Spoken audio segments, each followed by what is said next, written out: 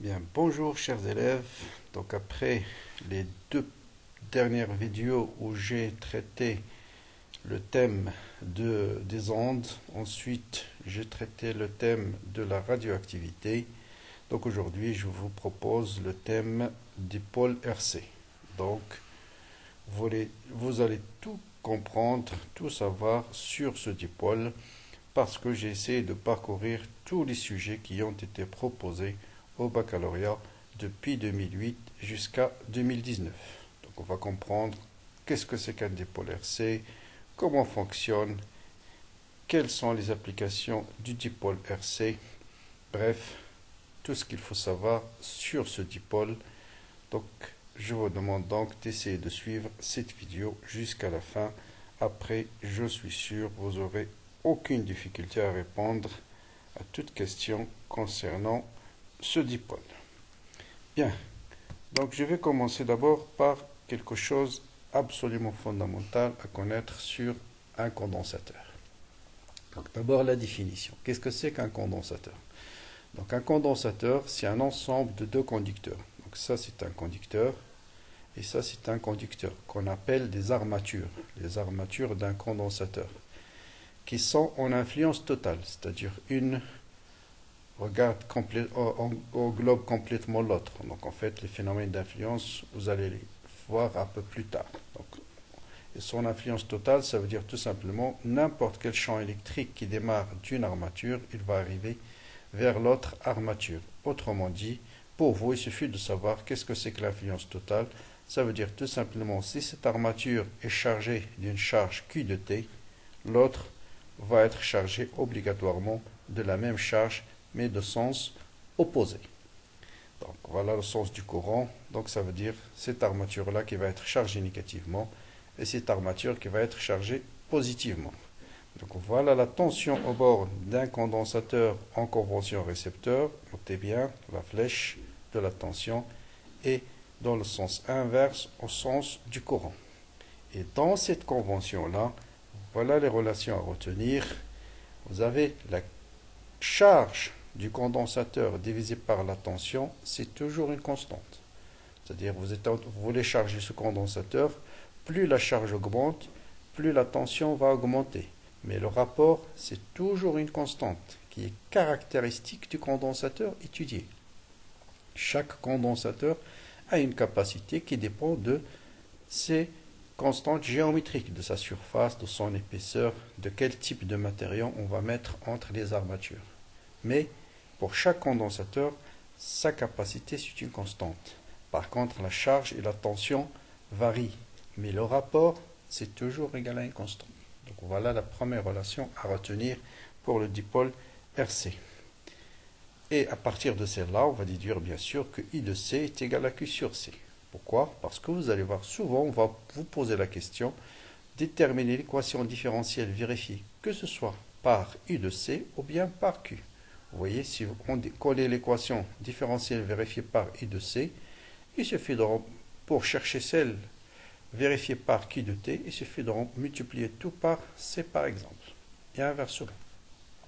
Deuxième chose à retenir. Faites très attention lorsqu'on vous propose un exercice sur le circuit RC d'abord déterminer quel type de générateur on utilise. Vous avez deux types de générateurs, soit un générateur de courant, soit un générateur de tension. Et un générateur de courant, il est caractérisé par quoi? Il est caractérisé par un courant qui est constant. Donc le courant, c'est une constante. Et dans ce cas-là, voilà la relation qui existe entre la charge et le courant. Donc le courant, c'est la charge par unité de temps, Q sur T. Or, Q est égal à quoi? Est égal à C fois UC, donc C fois UC, donc c'est C fois U de C sur T. Voilà. Par exemple, si vous tracez le courant en fonction de 1 sur T, vous allez trouver une droite de pente C fois UC. Ou bien, si on trace U de C en fonction du temps, on va trouver une droite de pente I sur C. Et souvent, vous allez voir, quand on vous proposera des sujets sur générateur de courant, on va vous donner du courbe linéaire. Si on vous donne I de C en fonction du temps, donc la pente c'est I sur C, donc soit on vous donne le courant, on vous demande de déterminer C, ou bien on vous donne C, on vous demande de déterminer le courant. D'accord?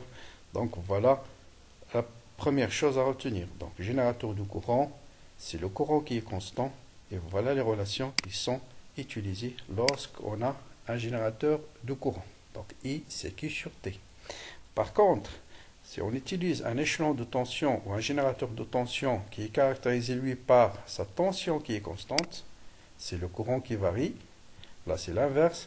C'est le courant qui est constant et c'est la tension qui varie. Dans ce cas-là, I est égal à quoi? Est égal à D de Q sur D de T. Et en remplaçant Q par C fois UC, puisque C c'est une constante, donc est égal à C fois D de UC sur D de T. Voilà. Donc voilà les 4 relations de base à retenir pour le condensateur. Donc je vous demande de bien retenir ces relations-là parce que dans tous les problèmes, on aura besoin, si on travaille par un générateur de tension, cette relation est celle-là. Si on travaille par un générateur de courant, cette relation, qui est la même que celle-là bien sûr, est celle-là. D'accord? Autre chose, souvent on vous demande de déterminer l'équation différentielle. Et vous allez voir, pendant la charge, soit on vous demande de déterminer l'équation différentielle par I de C, soit par Q de T. Et on peut passer de l'une à l'autre. Et les deux, ils ont la même forme. C'est x point plus x sur taux est égal à une constante, dans le cas général. Et on vous proposera toujours la solution. On vous donne la solution, il suffit de déterminer les constantes. Et vous allez voir, suivant les examens, soit on vous donne la solution sous la forme a plus b exponentielle moins t sur taux, ou bien a plus b exponentielle moins alpha t, ou bien a facteur de 1 moins exponentielle moins t sur taux. Peu importe la forme. Les questions sont toujours les mêmes, c'est déduire les constantes a et b, ou bien a et taux, ou bien a et alpha, ou bien a, b et alpha. Donc la méthode c'est quoi? C'est tout simplement de calculer d de uc sur d de t, d'accord? De remplacer dans l'équation différentielle soit celle-là, soit celle-là. Ensuite, de mettre en facteur exponentiel moins t sur taux ou bien moins alpha t. Ça dépend de la solution qu'on vous propose. Donc tous les termes où apparaît exponentiel moins t sur taux, vous les réunissez sous la forme de Q, je l'appelle Q, plus le reste, égal à 0. Et si vous avez une équation de la forme quelque chose multiplié par exponentiel moins t sur taux plus autre chose égale à 0, ça veut dire ce quelque chose est égal à 0, et si autre chose est égal à 0. Parce que cette équation n'est valable quel que soit t, si seulement c, q et p sont nuls. Bien sûr, pendant la décharge, on vous proposera une solution sous la forme a exponentielle moins t sur taux ou bien a exponentielle moins alpha t. Et pour les conditions initiales, d'accord, toujours pour déterminer les constantes, donc on remplace, et si cette relation suffit pour déterminer les constantes, c'est bon, sinon on pensera toujours aux conditions initiales. Donc, il faut voir si le condensateur a t égale à 0, est-ce qu'elle était chargée ou bien déchargée. Ça veut dire est-ce que sa tension était nulle ou bien maximale. Autre chose à savoir pour les condensateurs, on peut vous donner des condensateurs soit en série, soit en parallèle. Donc je rappelle, qu'est-ce que c'est que deux dipôles en série lorsqu'ils sont parcourus par le même courant? Deux dipôles en parallèle lorsque vous avez la même différence de potentiel entre leurs bornes. Vous avez cette tension est égale à celle-là. Et les deux sont équivalents. On peut les remplacer par un seul condensateur et revenir donc à un circuit RC normal. Il suffit de savoir comment passer de C1 à C2 et à C dans les deux cas. Donc en série, c'est 1 sur C qui est égal à 1 sur C1 plus 1 sur C2. Notez bien, c'est l'inverse de la loi d'association des résistances. Par contre, en parallèle, c'est C1 plus C2. Donc si on veut construire un condensateur de capacité élevée, on a intérêt à les mettre en parallèle. D'accord? Donc deux condensateurs en parallèle nous donnent un condensateur de capacité plus élevée. Et l'inverse en série. D'accord? Or, vous allez voir que l'énergie d'un condensateur, c'est 1,5 C fois UC au carré. Donc si on veut augmenter l'énergie, il vaut mieux les mettre en parallèle. Donc voilà, le dernier point d'ailleurs qu'il faut retenir, c'est quoi l'énergie d'un condensateur. Donc sachez que le rôle d'un condensateur dans un circuit électrique, c'est d'emmagasiner de l'énergie électrique. Et l'énergie électrique, c'est 1,5 C fois UC au carré. D'accord? Et Donc il a deux rôles en fait. Donc d'abord d'emmagasiner de l'énergie et d'autre part, vous allez voir que ça empêche la discontinuité de la tension. Ça veut dire dans un circuit électrique où vous n'avez pas de condensateur, si vous tracez la tension au bord en fonction du temps, vous allez voir, elle passe de 0 jusqu'à E, tout de suite. D'accord? Ça, dans un circuit où il n'y a pas de condensateur. Mais si le circuit contient un condensateur, vous allez voir que la tension, elle va augmenter, elle va augmenter, elle va augmenter pour tendre vers E, mais de façon continue. Et c'est ça le rôle du condensateur. Et ça empêche ce qu'on appelle des phénomènes de surtension. D'accord? Au lieu de la tension passe rapidement d'une valeur nulle à une valeur très élevée, vous avez une grande discontinuité de la tension et ça peut endommager les appareils électriques. Donc on met un condensateur pour que la tension augmente de façon continue. Bien, donc voilà un peu d'abord quelques généralités. Maintenant je vais entamer un certain nombre de sujets, pratiquement l'essentiel de tous les sujets qui ont été proposés depuis 2008 jusqu'à 2019. Bien, allons-y, je vais commencer par l'électricité du sujet 2013. Donc là, on va étudier juste la décharge des condensateurs. Donc, je vais commencer par la décharge. Ça veut dire quoi? Donc on va d'abord mettre l'interrupteur sur la position 1. On va charger le condensateur. Une fois qu'elle est chargée, on va mettre l'interrupteur sur la position 2 et on va suivre la décharge du condensateur. Et vous voyez que pendant la décharge, la tension ne passe pas directement de sa valeur maximale à 0, mais décroît de façon continue. C'est ce que j'ai expliqué, le rôle des condensateurs. Et les questions, c'est classique, déterminer l'équation différentielle, l'expression d'Otto pour que on vous donne la solution. Donc si ça est solution, quelle est l'expression d'Otto? Ensuite, vérifier en utilisant la courbe que C est égal à 1 nanofarad. Donc le but de cet exercice, c'est, on va d'abord savoir une fois pour toutes comment déterminer l'équation différentielle. Ensuite, en vous donnant une forme de la solution, comment déterminer des constantes. Et à la fin, on va voir une première méthode qui va nous permettre de déterminer la constante du temps à partir de la courbe. On verra d'autres méthodes dans les sujets qui vont suivre. Bien, déterminer l'équation, toujours étude l'équation différentielle, c'est même pas à penser, il faut toujours utiliser la loi d'additivité des tensions. Donc voilà, donc je répète, voilà. Donc au départ, on va mettre l'interrupteur sur la position 1. Une fois le condensateur est chargé, voilà. Donc on va mettre l'interrupteur sur la position 2. Et le condensateur va se décharger à travers la résistance. Donc normalement, une fois qu'elle est chargée, le courant va partir dans le sens inverse à celui de la charge. C'est pourquoi, pendant la décharge, on trouve un courant continu. Donc on va garder toujours les mêmes conventions utilisées lors de la charge. D'accord? Donc il faut toujours, de façon à avoir toujours convention récepteur. Bien. Donc la loi d'activité de tension, qu'est-ce qu'elle nous dit? Cette tension, plus celle-là, elle est égale à 0. Donc U de R plus U de C égale à 0. Or, toujours mettre les relations que j'ai expliquées tout à l'heure. Donc I de R, c'est RI, c'est la loi d'Ohm. Mais pour un condensateur, on sait que I égale à D de Q sur D de T et I de C est égal à Q sur C. Donc les relations de base. Donc d'abord, l'équation vérifiée par quoi? Faire toujours attention à vérifier par quoi? Des fois par Q, des fois par I de C. Donc là, c'est par I de C. Donc celle-là, on ne va pas la toucher. Donc il faut exprimer juste I de R en fonction de I de C. Or, I de R, c'est RI, donc il faut exprimer I en fonction de I de C. Ça veut dire qu'il faut exprimer D de Q sur D de T en fonction de I de C. Or, Q, c'est C fois I de C, donc vous dérivez C fois I de C, ça vous donne I égale à C D de ici sur D de T. Donc là, c'est une relation presque, vous allez à la fin de la vidéo la prendre par cœur. C fois D de ici sur D de T. Donc vous multipliez par R et vous trouvez I de R, et donc l'équation différentielle, c'est D de IC sur D de T plus 1 sur RC fois I de C est égal à 0. Bien. Maintenant, on détermine l'expression d'Otto pour que ça soit solution. Donc, pour que ça soit solution, qu'est-ce qu'il faut faire? On revient à l'équation différentielle, qui est celle-là. On remplace I de C par la solution qu'on nous donne. On calcule sa dérivée et on voit ce qu'on va obtenir. Donc j'ai I de C et solution.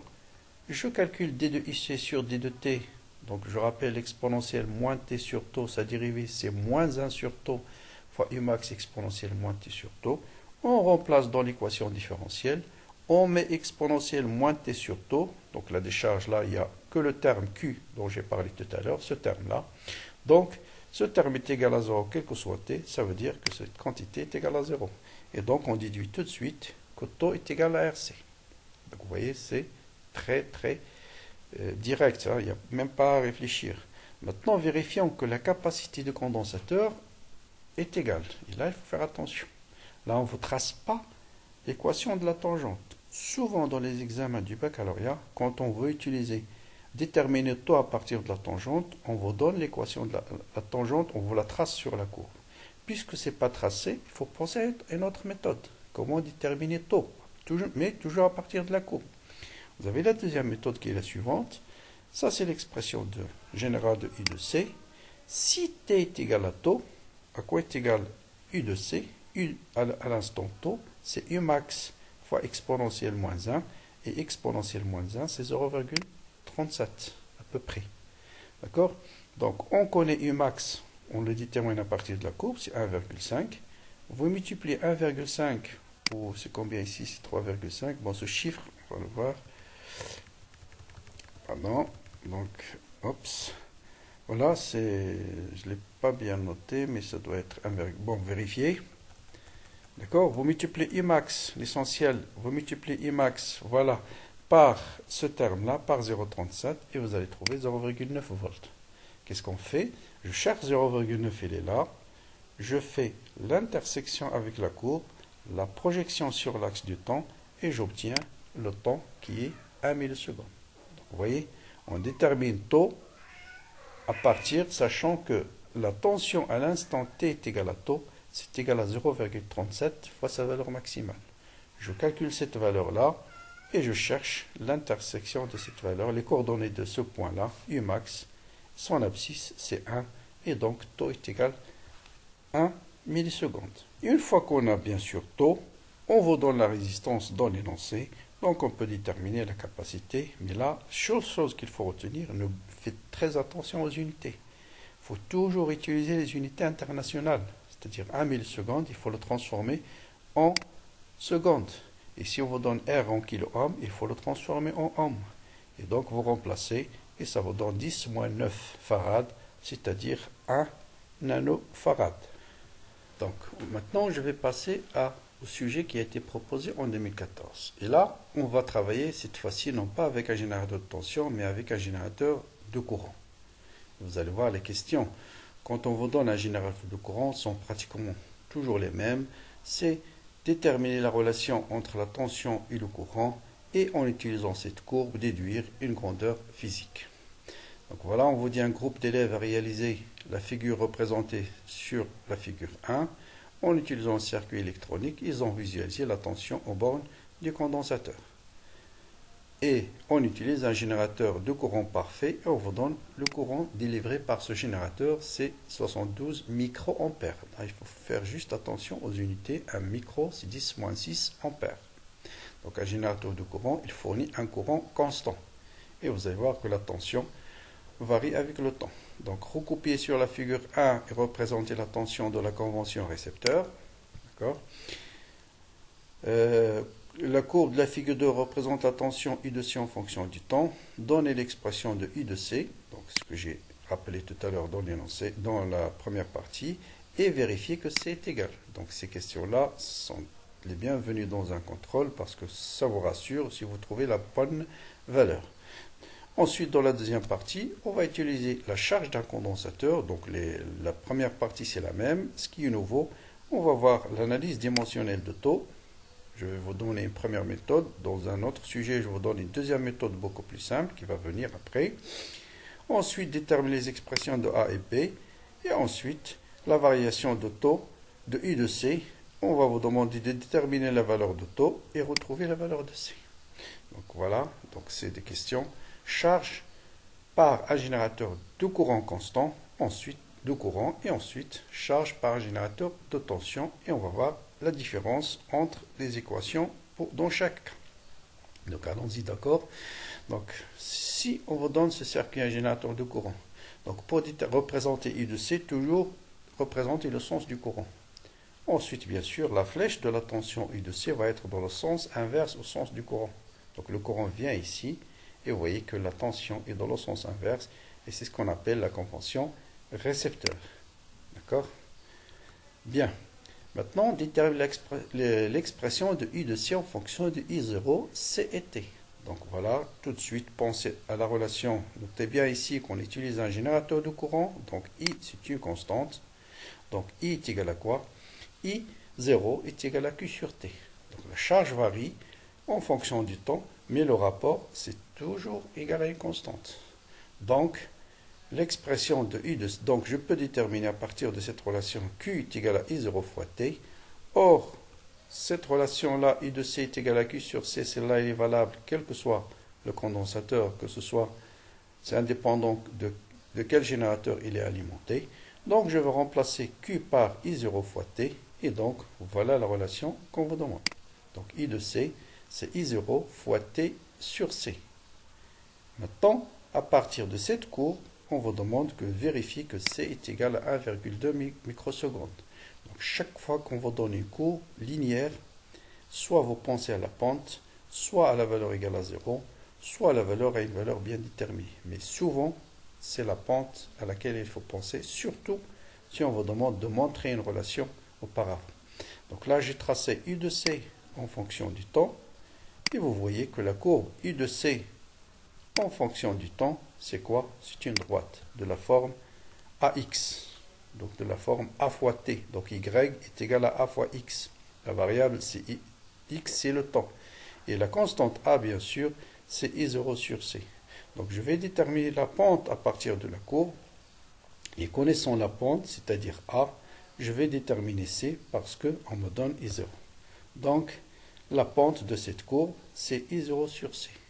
Donc, qu'est-ce qu'on va faire? On va essayer de calculer la pente. Donc, pour calculer la pente d'une droite, on prend deux valeurs. Par exemple, ce point-là d'abscisse 3 et 50. Et donc, c'est delta Y sur delta X. Donc, cette quantité, c'est 3 divisé par combien? Divisé par 50. Donc, la pente est égale à 3 sur 50. Mais faites très attention. L'unité, c'est en millisecondes. Donc, il faut transformer 50 en secondes. Donc 50, 10 moins 3, et ça vous donne une pente de 60 volts par seconde. Unité volt par seconde. Toujours les unités internationales pour faire le calcul. Et bien sûr, vous remplacez maintenant, on connaît A égale à 60, on connaît I0, c'est, il est donné quelque part ici, les données dans l'énoncé, c'est en microampères. Donc on peut déterminer A, c'est 72 microampères. Donc vous faites le calcul et ça vous donne 1,6 10 moins 6 farad. Bon, deuxième partie, on va étudier la réponse d'un circuit à un échelon de tension. Bon, équation différentielle, donc toujours la même chose. Le générateur, il va donner un courant qui va sortir dans ce sens-là. Donc les flèches pour les dipôles seront dans le sens inverse au courant, donc I de R, I de C. Et vous avez la tension au bord du générateur, c'est égal à cette tension-là, c'est-à-dire I de R plus I de C. Tension vérifiée par quoi? Par I de C. Donc je dois exprimer RI en fonction de I de C, ça on l'a déjà fait tout à l'heure. Donc on arrive à cette équation différentielle. Bien. I de C, je peux remplacer RC par taux, donc plus taux D de IC sur D de T égale à E, avec taux est égal à RC. Voilà. Maintenant, on nous demande, par analyse dimensionnelle, de déterminer l'unité de taux. Donc, je vous montre une première méthode qui est un peu plus longue, mais après, je vous montre une deuxième méthode beaucoup plus rapide. Bon, la méthode classique, c'est d'abord C, c'est charge divisée par une tension. Il y a un courant, c'est une charge divisée par un temps. Donc, C est égal à quoi? Je remplace l'unité de C, la dimension de C, c'est la dimension d'une charge, c'est-à-dire dimension d'un courant multiplié par la dimension d'un temps, divisé par la dimension d'une tension. Or, d'après la loi d'Ohm, la résistance U égale à R fois I. La dimension d'une résistance, c'est dimension U sur T, c'est une dimension d'une résistance. Donc, tau, c'est R fois C. Donc, je remplace maintenant la dimension de R par U sur T. Voilà, U sur T. Je remplace la dimension de C par cette quantité-là. Et on va simplifier par I, par I, par U, par U. Il va rester quoi? Il va rester la dimension de taux, c'est un temps. Vous voyez, on peut utiliser ça. Mais après, je vous donne une autre méthode aussi. Mais celle-là aussi, elle est pas mal. Bien. Maintenant, on vous demande de déterminer l'expression de A et B. Comme j'ai expliqué tout à l'heure, on vous donne la forme de la solution. Vous avez l'équation différentielle. Il suffit de calculer la dérivée, de remplacer dans l'équation différentielle, de mettre exponentielle moins... Bon là, puisqu'on n'a pas besoin de mettre exponentielle moins t parce qu'ils vont se simplifier. D'accord? Donc il va vous rester directement A égale à 1. D'accord? Donc là, on n'a pas besoin. Des fois, vous avez directement la réponse. Dans ce cas-là, par exemple, les exponentielles vont s'annuler et j'ai directement A égale à t. Maintenant, il me reste à déterminer B. Parce que là, j'ai deux variables à déterminer, A et B. Donc, si l'équation, en remplaçant dans l'équation différentielle, vous n'arrivez pas à déterminer les deux constantes en même temps, il faut penser aux conditions initiales. Toujours, c'est très important. Comme en mécanique, les conditions initiales sont très importantes. Donc là, le condensateur à T égale à 0 était déchargé. Ça veut dire la tension à T égale à 0, c'est 0. Vous remplacez ici T par 0 et ça va vous donner A plus B. Donc U de C à T égale à 0 égale à 0. Donc ça veut dire 0 et je remplace U de C par sa valeur à T égale à 0. Or, exponentielle 0 c'est 1. Donc ça vous donne A plus B est égal à E. D'accord? Donc ce qui implique, donc là, qu'est-ce qui fait ça? Ça on n'a pas besoin. A plus B est égal à E. Ce qui implique que B, A plus B est égal à E. Oui, pardon, donc c'est A plus, j'ai remplacé A ici par sa valeur, par E, plus B égale à 0. D'accord? Donc ça veut dire E plus B égale à 0, donc B égale à moins 1. Voilà, et on arrive à l'équation U de C est égal à E facteur de 1 moins exponentielle moins T sur taux. Bien, déterminons la valeur de taux. Là, par contre, on peut déterminer la pente parce qu'on vous donne la courbe, la pente, elle est déjà tracée, la tangente, pardon, à la courbe, elle est déjà tracée à t égale à 0. Et on peut déterminer, bien sûr, donc, l'intersection de cette tangente-là par la droite d'équation y est égale à E. Ce point-là, vous faites la projection sur l'axe du temps et vous avez directement tout. Donc voilà la première méthode. Ou bien, vous avez une deuxième méthode, c'est à t est égal à taux. U de taux, c'est 0,63 fois E. Et comme E est égal à 6, donc vous faites 0,63 ici fois E. 0,63 E, il manque un E ici. 0,63 E, parce que 1 moins exponentielle moins 1, c'est 0,63. Comme E d'après la courbe, c'est égal à 6, vous faites 0,63 fois 6 et ça vous donne 3,78. Je vais vers la courbe, je cherche 3,78, je fais l'intersection avec la courbe, je fais la projection et j'obtiens taux. Voilà la deuxième méthode. Vous avez une autre méthode qui est, bien sûr, c'est la première méthode dont j'ai parlé, c'est la tangente. Et la deuxième méthode, c'est t est égal à taux.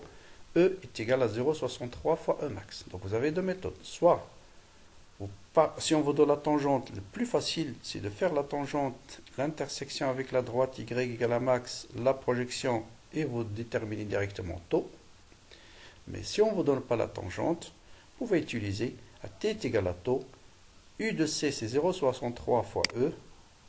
E, on le détermine à partir de la courbe. On calcule cette valeur et on cherche l'abscisse de cette valeur. Par exemple, ici, c'est 1,3. Maintenant, je vous donne juste un complément. Pourquoi la courbe de cette tangente-là coupe la droite y égale à E en t égale à taux. Ça, c'est pas demandé dans le sujet. Mais je vous montre la démonstration pourquoi. La dérivée de I de C, c'est E sur taux exponentielle moins T sur taux. Je veux déterminer l'équation de cette droite. Ça, c'est la tangente à l'origine. Or, vous savez en mathématiques que la tangente l'équation de la tangente, on a point x0, c'est f' de x0, facteur de x moins x0, plus f de x0. Pour moi, x0, c'est 0, et x, c'est t. Donc, c'est d de ic sur d de t au point 0, facteur de t moins 0, plus f de 0. Or, c'est quoi d de ic sur d de t au point t égale à 0? C'est e sur tau. Donc, je vais avoir e sur tau fois t moins 0, donc e sur tau fois t, plus u de 0, et vous voyez bien que u de 0, c'est 0. Donc, voilà l'équation de cette tangente-là. Et vous voyez très bien que si t est égal à tau, y est égal à e. Donc, le point pour déterminer tau, c'est là où la valeur de y de la tangente est égale à e. Donc, le point où la tangente est égale à e, c'est ce point, et ça vous donne directement tau. D'accord? Donc, ça, c'est juste pour vous montrer d'où vient l'équation de la tangente. Il coupe la tangente en 0, il coupe la droite y est égale à e, en t est égal à tau. Voilà. Maintenant, je passe à l'exercice 2015, qui est un peu, je pense, il sort du lot, parce que là, vous allez voir, on va utiliser quelque chose qui est appliqué. On va voir comment appliquer, par exemple, les condensateurs pour déterminer la valeur d'une résistance. Donc voilà, on vous dit, les étudiants, les élèves ont utilisé ce circuit-là. Donc ça, c'est un circuit électrique. Ça, c'est un thermomètre. On veut déterminer la relation entre R et la température. Les enseignants ont réalisé l'expérience schématisée par cette figure-là. Donc vous avez un générateur de force électromotrice E, un interrupteur, circuit électronique qui permet de suivre la variation de la tension au bord du condensateur. Donc ça peut être par exemple un oscilloscope, et un capteur thermique représenté par une résistance R qui varie en fonction de la température. Donc ça, c'est le capteur qui est en fait une résistance qui varie en fonction de la température. D'accord? Voilà. On vous dit de recopier le schéma de la figure 1 et représenter la tension I de C, I de R en convention récepteur. Déterminer l'équation différentielle. Vous voyez, le texte, ça vous paraît un peu compliqué, mais les questions, c'est toujours un peu les mêmes. Hein. C'est l'expression équation différentielle par I de C. Déterminer la solution de cette équation I de C, la forme déterminer A et B. Vous voyez, 80% du sujet, vous pouvez répondre sans même savoir de quoi il s'agit le problème. Détermine la constante τ1 à la température θ1 égale à 205, c'est-à-dire pour cette courbe, et en déduire l'effet de la température sur la charge. Et enfin, pour déduire la température θ2 du four, les enseignants ont mis un capteur thermique étudié dans le four et ont déterminé son temps de relaxation. Donc voilà, là le but, vous allez voir, c'est utiliser ce montage-là pour déterminer la résistance donnée. Qu'est-ce qu'on fait? On met le capteur thermique dans un four et on détermine le temps de relaxation. Et comme le temps de relaxation est lié à la résistance, donc à partir du temps de relaxation, on peut remonter à la valeur de la résistance. D'accord? C'est ça le principe. La courbe ci-dessous représente l'évolution de R en fonction de la température. Déterminer la température du four.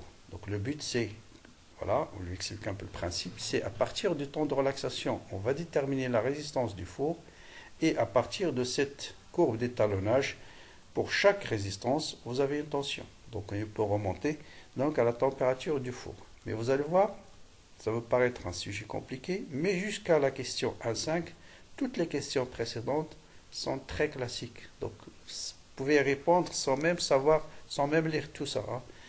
Juste en regardant ce schéma, vous pouvez répondre sans même connaître le principe de l'exercice.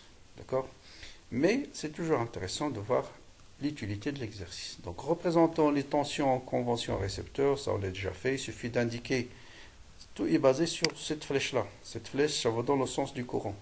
Une fois que vous savez le sens du courant, donc ça c'est la bord positive, il faut mettre les flèches dans le sens inverse au courant, c'est ce qu'on appelle la convention récepteur.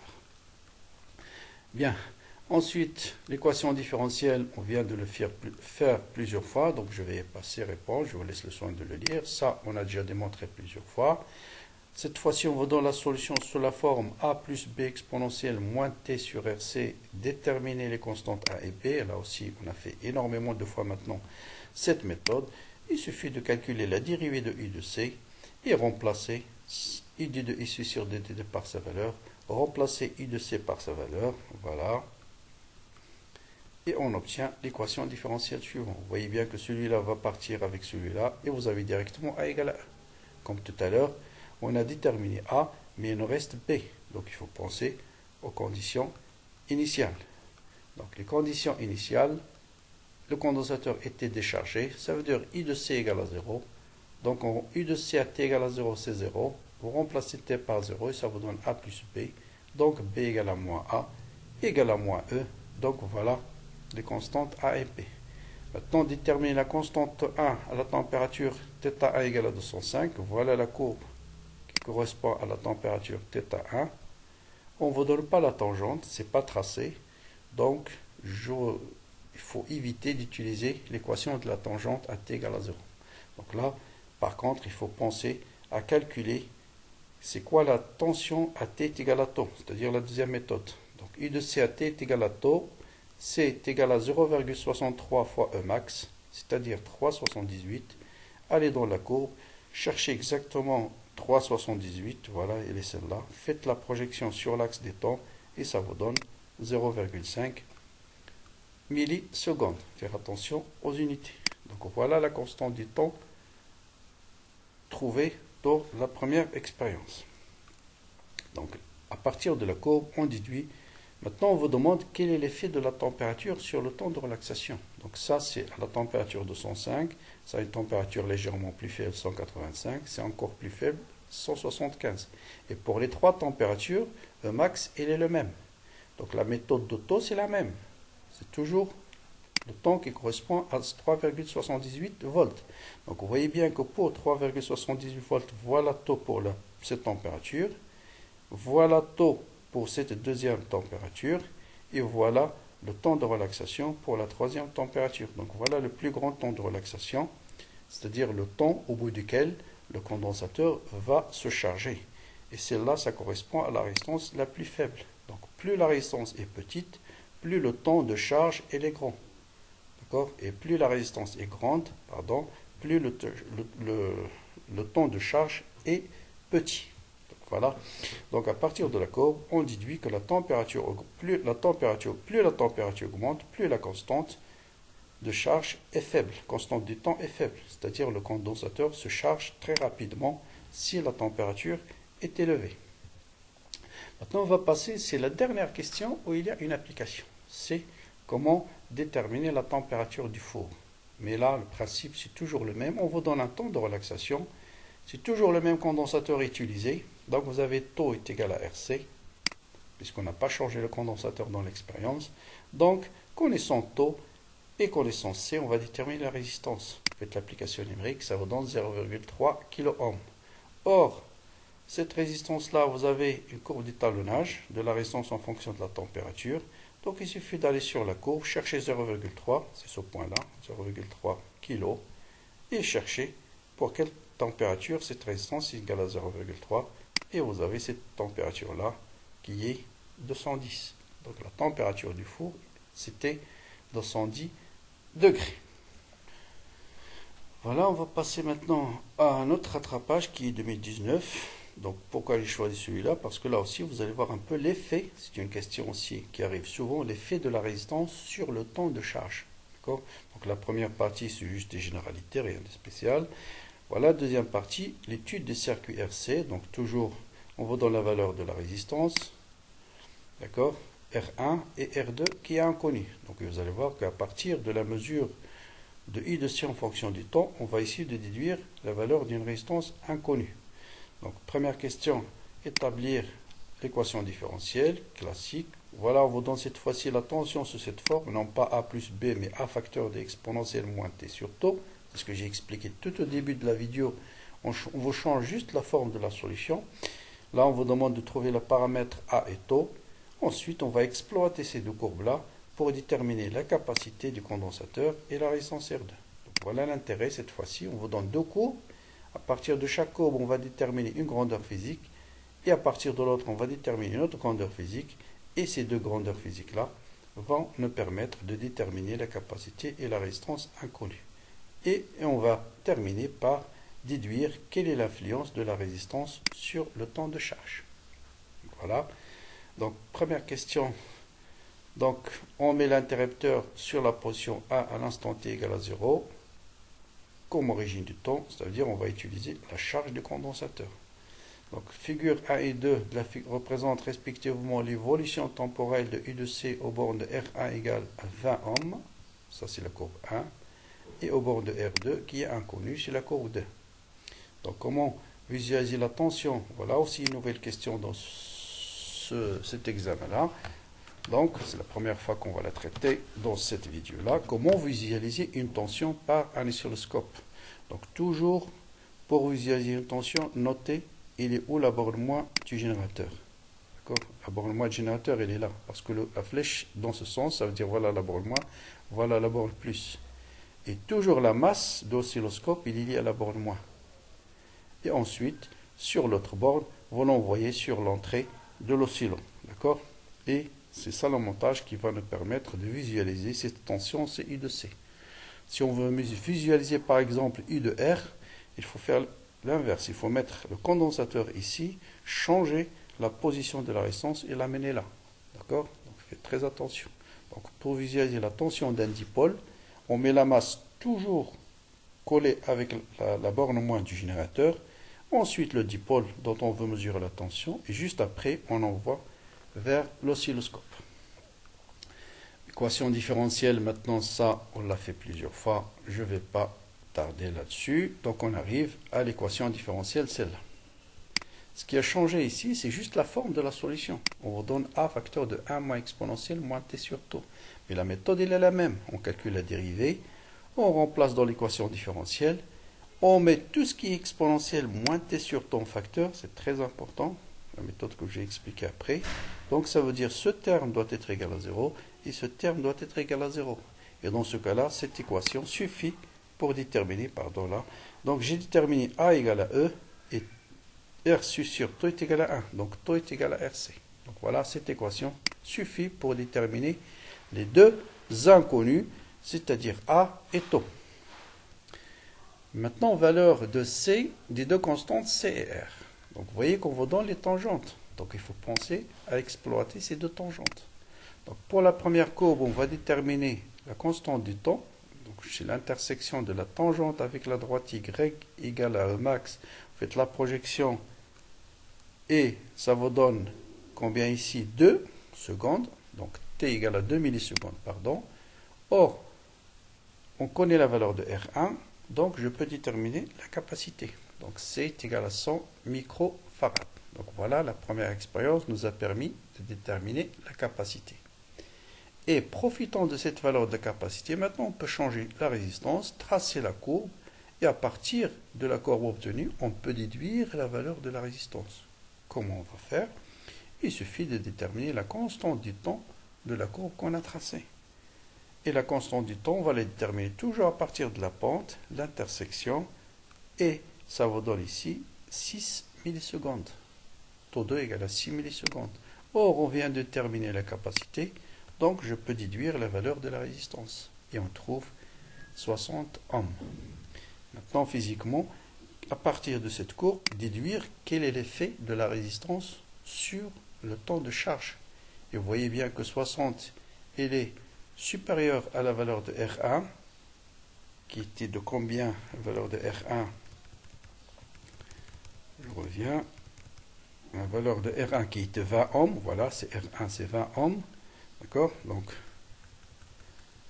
pardon, voilà, celle-là c'est 20, et celle-là c'est 60. Vous voyez bien que plus la résistance augmente, plus le temps augmente. Donc, plus la résistance augmente, plus le condensateur va se charger lentement et se décharger lentement aussi.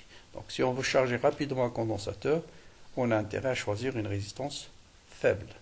Et la même chose pour le décharger aussi. On verra ça aussi dans une autre application, dans une autre vidéo. Donc, on remarque que la constante de temps augmente avec la résistance.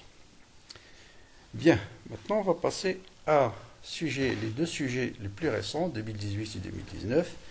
Et vous voyez là aussi, 2018, on a traité un condensateur soumis à un générateur de courant.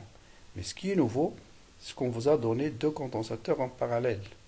Donc si vous ne savez pas la relation de deux condensateurs en parallèle, certainement vous allez être bloqué.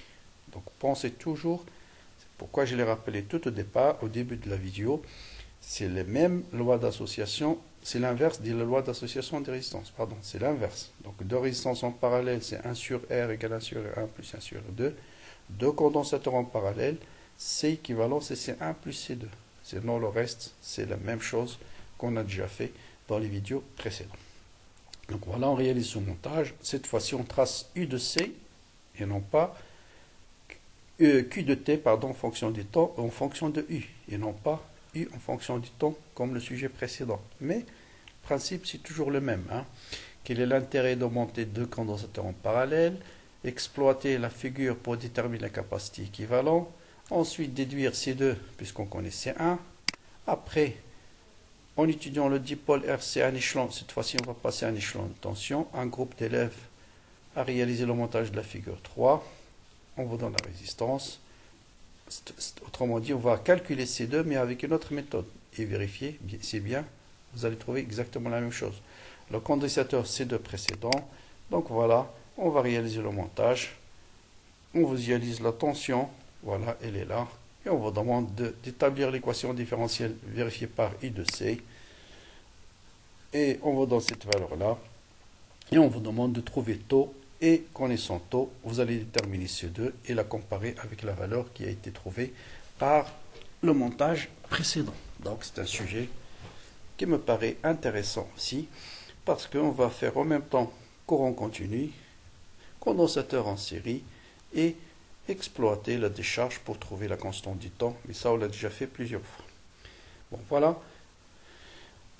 Intérêt de mettre des condensateurs en parallèle, c'est déjà expliqué, c'est d'avoir un condensateur de capacité plus élevée. C'est-à-dire, on peut emmagasiner plus d'énergie. Donc voilà le rôle de mettre des condensateurs en parallèle.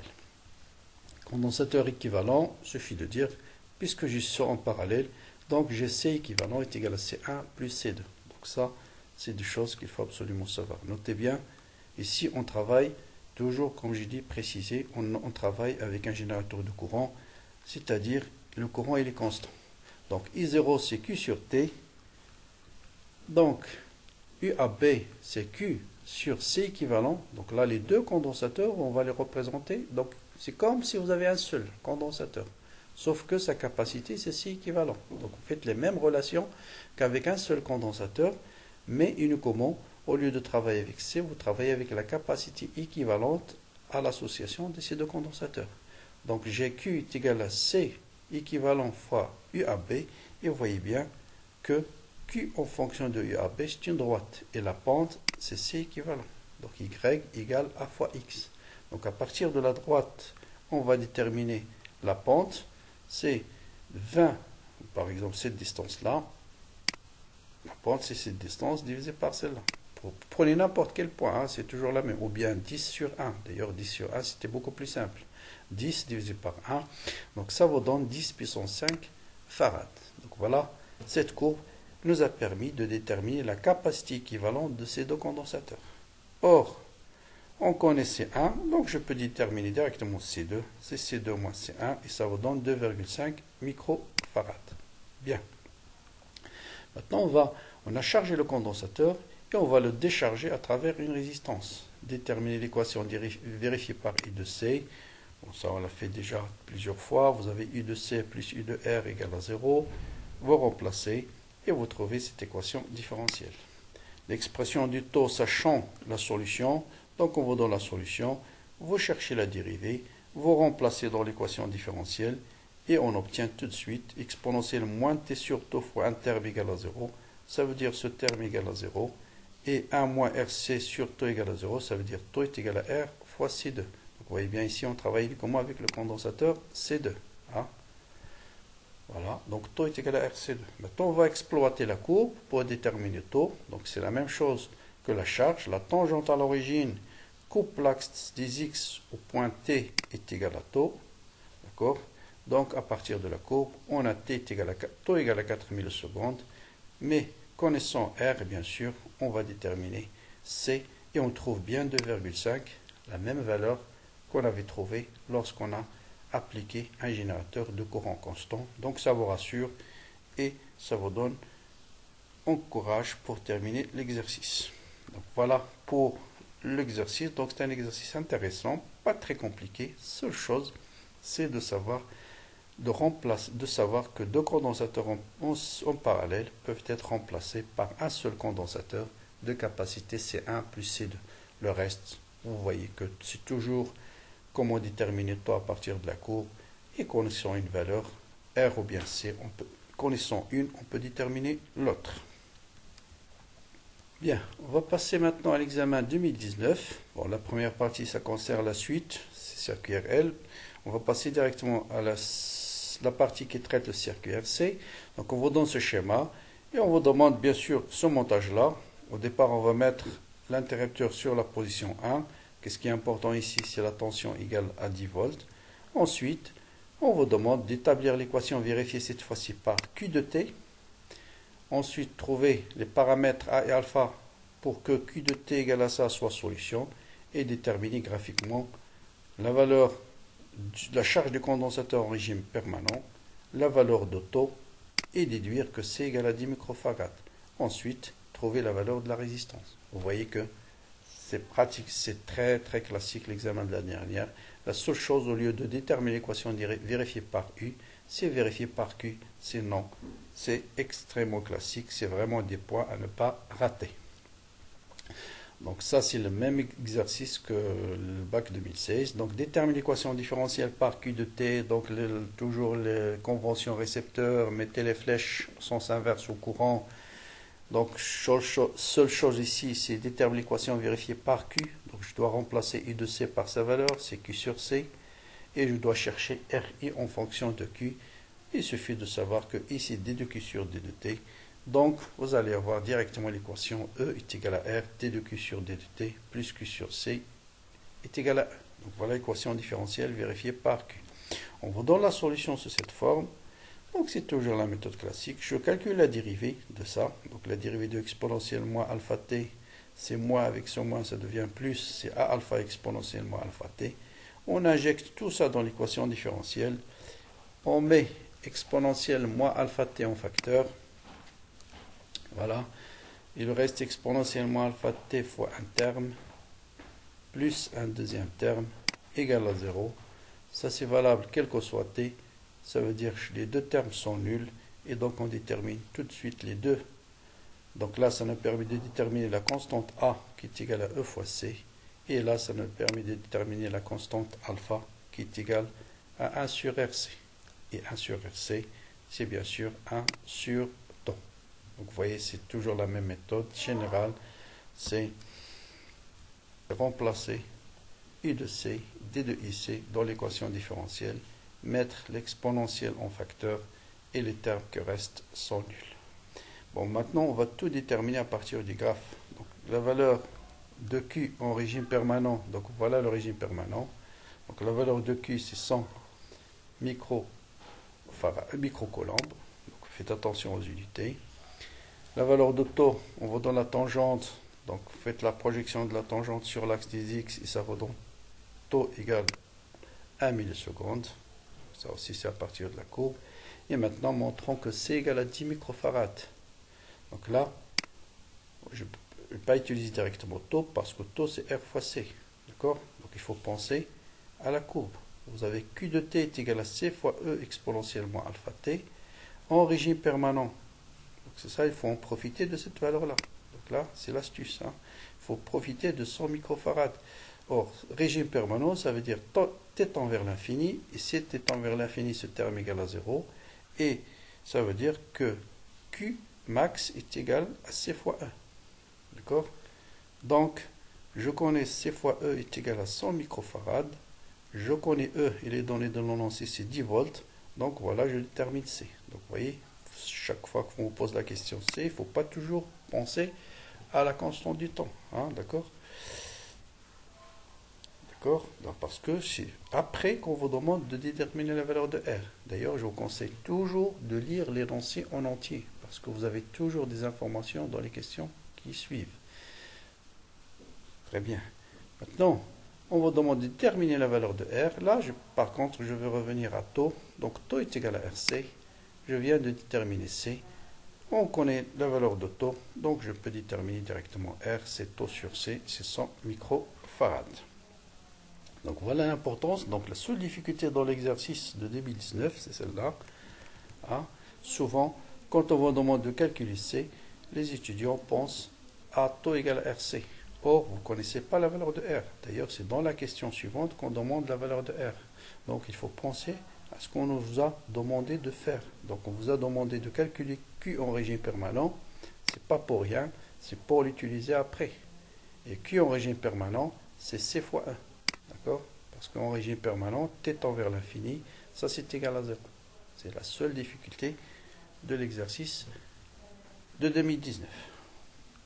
Bien. Enfin, je passe au dernier sujet, c'est le sujet de 2008. J'ai choisi ce sujet aussi parce qu'il y a beaucoup d'appliqués dans ce sujet-là. Et on va parler un peu de l'énergie emmagasinée par un condensateur. Donc on vous donne E égale à 12 volts, d'accord? Donc là, c'est le circuit de charge classique. Équation différentielle montrer que ça est égal à la solution, d'accord? Déterminer taux, donc la première partie c'est classique, déterminer graphiquement taux et calculer l'énergie emmagasinée par le condensateur. Voilà la question nouvelle dans cette première partie. Deuxième partie, voilà une application, c'est la décharge d'un condensateur, c'est le flash d'un appareil photo. D'accord? Et pour créer un flash, il faut avoir une grande énergie. Et qu'est-ce qu'on va faire pour trouver une énergie nécessaire? Le condensateur, on va le charger avec une tension très élevée, 360 volts.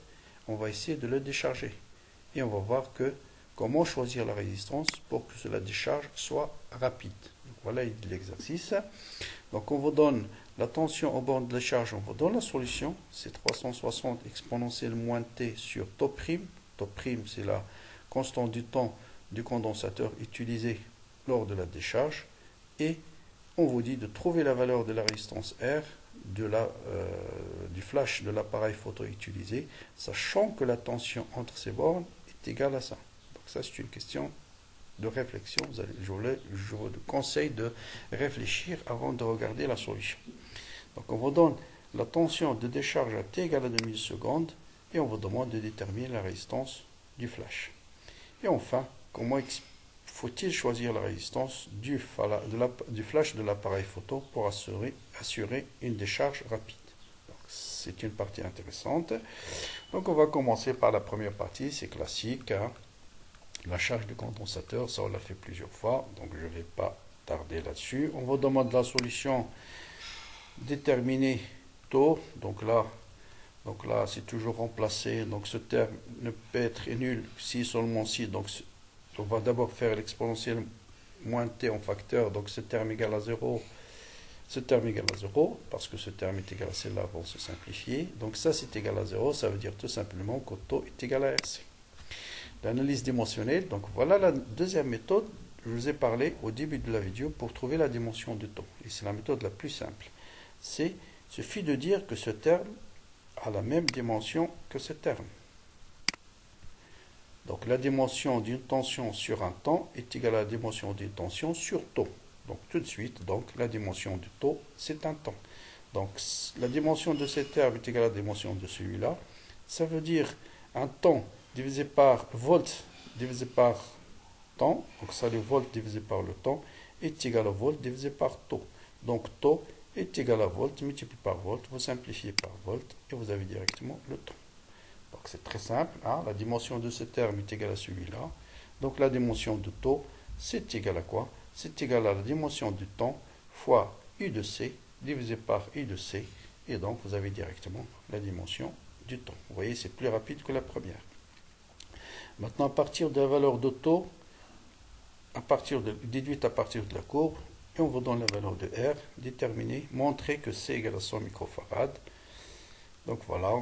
Classique, on détermine taux à partir de la courbe, en connaissant la valeur de R, vous trouvez la valeur de C et vous trouvez facilement 100 microfarads. Maintenant la question qui est nouvelle, c'est l'énergie emmagasinée et l'énergie emmagasinée, bien sûr, c'est 1. Donc, pour l'énergie emmagasinée en régime permanent, donc l'énergie, c'est 1 demi C fois UC au carré. D'abord, en régime permanent, vous voyez que U de C, c'est 12 volts. Voilà, première chose. Et l'énergie, c'est bien sûr 1 demi C fois UC au carré. Vous calculez donc l'énergie 1 demi C fois UC au carré. Et ça vous donne 7,2 joules. Ça veut dire 7,2 millijoules. Maintenant, deuxième partie, on va décharger le condensateur à travers le flash d'un appareil photo, mais sachant qu'il a été chargé non pas avec, faites attention, non pas avec 10 volts, mais avec 360 volts. Donc on vous donne l'expression de la tension au cours de décharge, c'est 360 exponentielle moins T sur tau prime. Tau prime, c'est la constante du temps du condensateur utilisé. Et on veut trouver la valeur de la résistance de l'appareil photo, sachant que la tension de la décharge à T égale à 2 millisecondes est égale à 132,45 volts. Bien. Ce que va faire la majorité, c'est quoi? On vous donne la tension 232 est égale à 360 exponentielle moins T sur 2 10 moins 3. Vous faites 132 divisé par 360, logarithme, et vous pouvez déterminer tout. C'est long. Non? Ceux qui ont un peu le flair vont remarquer que 132,45 c'est quoi? C'est 360 divisé par E. C'est facile à vérifier. Ça veut dire tout simplement, ce temps-là, c'est le temps de relaxation tau prime égale à 2 millisecondes. Voilà. Mais sinon, je dis, tu pouvais le retrouver par la méthode générale, remplacer ici par 132, ensuite diviser par 360, passer par le logarithme, et vous allez trouver tau prime. Mais là, souvent, ce type de question aussi se pose au nucléaire. Si on vous donne un instant T, toujours comparer ce temps par rapport à tau, ça peut vous donner une idée. Donc vous voyez que I de C sur tau, I de C sur E, c'est exactement la valeur qu'on vous donne. Ça veut dire, or, si T est égal à tau prime, vous voyez bien que I de C c'est 360 divisé par E. Donc tau prime égale à 2 millisecondes. Maintenant, connaissant la capacité du condensateur, connaissant tau prime, on va déduire la résistance, c'est 20 ohms. Et dernière question, bien sûr, pour avoir une décharge très très rapide, vous voyez bien que pour que tau prime soit le plus petit possible, il faut que la résistance soit la plus faible possible. Donc il faut choisir une résistance de plus en plus petite. À terminer, donc il reste encore ce rattrapage de 2009. Donc là, on va y passer rapidement. Donc là, on va charger le condensateur avec une source de courant. Et voilà la tension, il va augmenter jusqu'à atteindre une valeur maximale. Il va rester constante. Donc préciser l'armature négative, c'est pourquoi j'ai introduit ce sujet, pour savoir quelle est l'armature positive, l'armature négative. Exploiter la courbe de la figure 2, c'est-à-dire celle-là, et déduire si le condensateur était chargé ou non à T égale à 0. Ensuite, montrer que l'expression I de C s'écrit sous la forme, donc ça on l'a déjà fait, pour U de C, c'est-à-dire pendant que le condensateur se charge, et donner en utilisant l'exploitation graphique, vérifier que C est égal à 0,1 farad.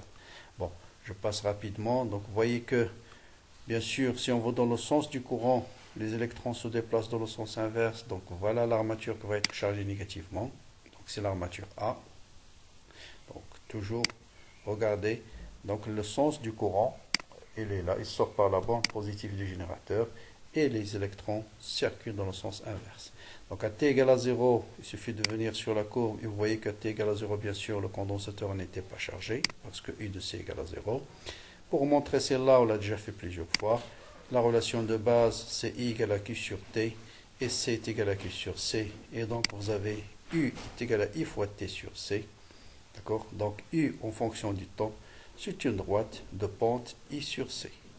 Donc connaissant I, on peut déterminer C. Donc la pente, bien sûr, on va la déterminer en prenant deux points. Par exemple, 3, la pente, cette distance-là, et 1, 3 divisé par 1. Donc c'est cette distance divisé par celle-là. Donc ça vous donne 3 divisé par 1, c'est 3 volts par seconde. Or, la pente, c'est I sur C. Donc je peux déduire tout de suite C. C'est I sur A, c'est 10 moins 1 farad. Donc voilà pour cette survol de l'ensemble des sujets qui ont été proposés depuis 2009 jusqu'à 2019. Donc j'espère que vous avez eu maintenant l'idée de tout type de questions qu'on vous pose. Il y a un canevas général, c'est équation différentielle, déterminer les constantes d'intégration, l'exploitation du cours. Voilà en gros sur quoi est basé le circuit RC. Bon, il reste bien sûr quelques petites questions que je n'ai pas trouvées sur tous ces sujets. Par exemple, comment déterminer l'expression de I pendant la charge ou bien pendant la décharge. Mais bien sûr, si vous avez U de T, vous pouvez déterminer Q de T. Et si vous connaissez Q de T, I c'est D de Q sur D de T. Donc voilà, j'espère que maintenant vous pouvez aborder votre baccalauréat en confiance. Donc bientôt, je vais faire pratiquement la même chose sur le circuit RL. Je vous rappelle que j'ai déjà fait un survol de tous les sujets qui ont été proposés sur les ondes et sur le nucléaire. Ils sont disponibles sur le site. Bien sûr, vous pouvez les visualiser en tapant sur la lettre I qui se trouve en haut de la vidéo. Donc, partagez la vidéo avec vos amis et à très bientôt.